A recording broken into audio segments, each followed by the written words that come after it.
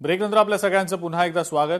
Covid काळातल्या अनेक घोटाळ्यांची चौकशी सुरू असून बेस्टचा घोटाळा करणाऱ्यांवर कारवाई झालेली नाही असं वक्तव्य आमदार तुकाराम काटेंनी केलेलं आहे।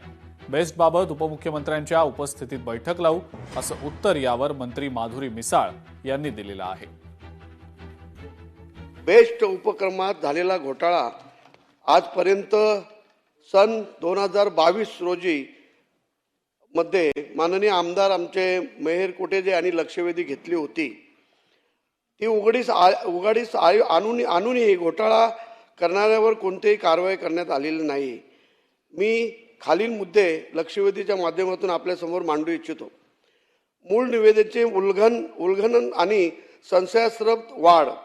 मुंबईतील वायू प्रदूषण कमी करण्यासाठी केंद्र सरकारने राष्ट्रीय स्वच्छ हवा अभियानामार्फत सन 2019-2020 रोजी कोविड काळात बेस्ट समितीचे अध्यक्ष त्या काळचे अनिल पाटणकर असताना 200 बसेस दुमजली वातानुकूल इलेक्ट्रिक बसेस खरेदी करण्यात निविदा काढण्यात आली होती, परंतु त्यांनी ती निविदा ती वाढवून 400 बसेस केली आणि 400 बसेस त्यांनी केल्या। शेवटी कोणतेही निविदा पुनर्विकास न करता थेट 900 बसेस परत त्यांनी घेतलेल्या आहेत।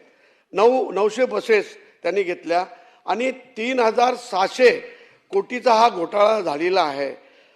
त्यावेळेचे लोकशाही मराठी ऐका, पहा, जागरूक रहा।